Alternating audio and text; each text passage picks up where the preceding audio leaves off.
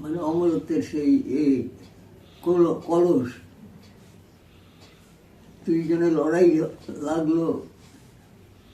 এরা তখন কৃষ্ণ বলল, ঠিক আছে তোমরা বসো, আমি সবাইকে দিচ্ছি। এখন দেবতাদের দিচ্ছে, অসুরদের দিচ্ছে না।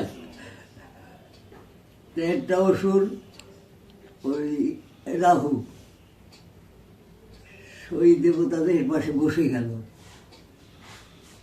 তোকেও একটু দিয়েছে, বুঝতে পারেনি। তখন কৃষ্ণ বুঝলো যে এ তো অসুর, তখন ওকে সুদর্শন চক্র দিয়ে কেটে দিল। তাই ওই যে বলে না যে রাহু আর কেতু, রাহু হচ্ছে মাথাটা আর কেতু হচ্ছে দেহটা।